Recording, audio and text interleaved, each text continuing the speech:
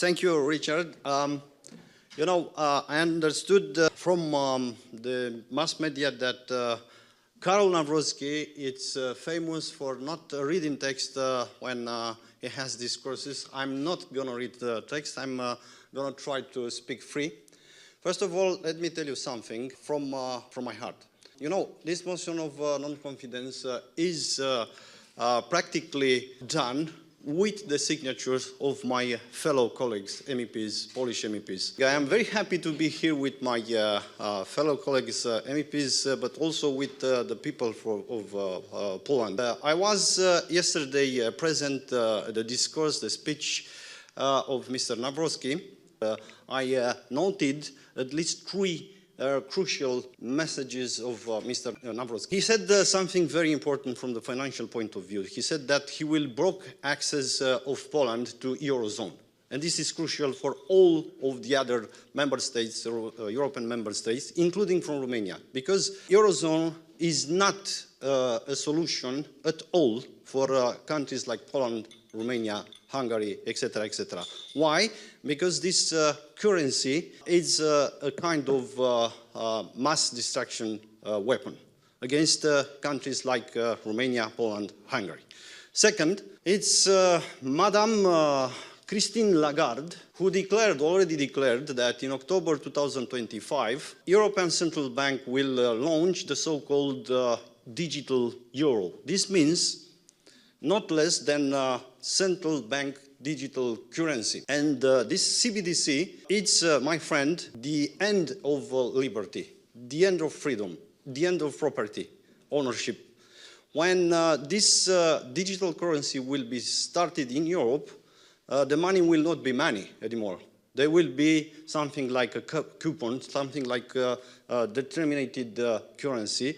You will have to spend your money immediately. You have to spend your money in a perimeter, very narrow perimeter, and you will have to spend it on what the government will say to you to spend. We cannot accept this. We have to oppose. And this is one of the Nawrocki effect.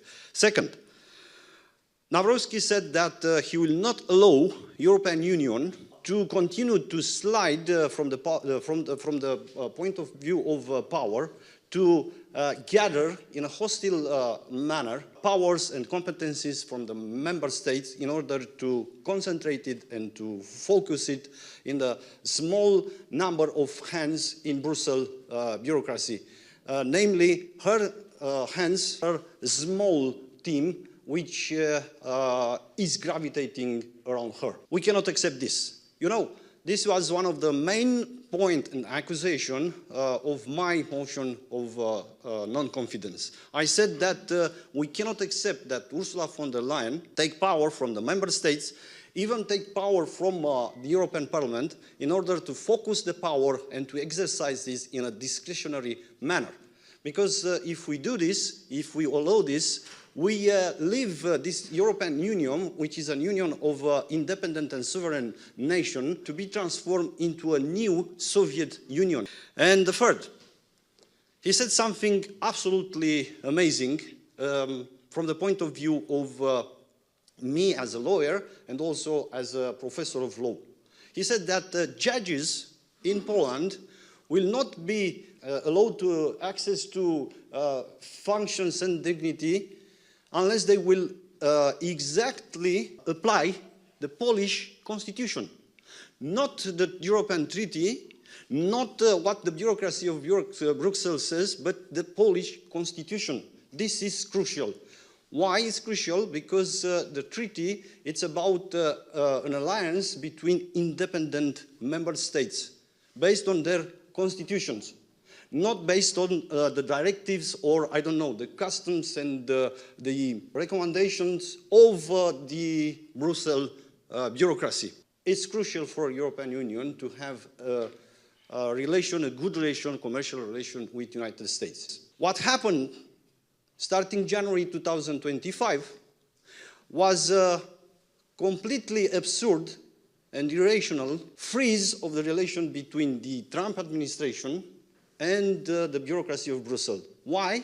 Not because Trump is a madman or is a, I don't know, irrational man, but because of the fact that we have a bureaucracy which is not credible anymore, which is irrational, which is dictatorial. Ursula von der Leyen and her bureaucracy are no longer credible for Trump administration. Even the fact that they somehow decided a commercial treaty is not a good news for the European Union.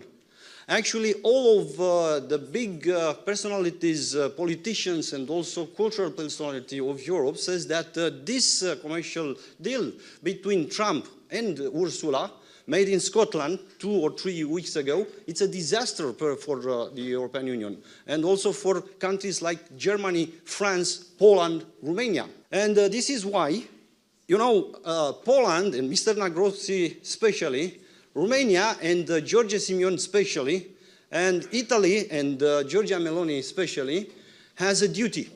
All of them have a duty, have a mission to do what? To unfrozen the relation between the European Union on the one side and the United States on the other side.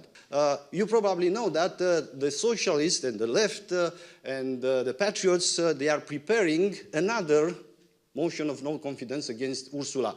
Probably there will be no vote for this because Ursula will have to be gone until the end of this year. Make Europe great again, because this is not also important for Poland, for Romania, for the European citizens, but also it's important for the American citizen, because to have an America which is great again, this means to have an Europe, Western civilization kind of life, which is great again, because Europe used to be great. It's not anymore. We have to be able to do it again, to make it again, to make Europe great again. We have Gheorghe, we have Gheorghe Piperea, we have Meloni, we have anything we need in order to do it. Thank you for your attention.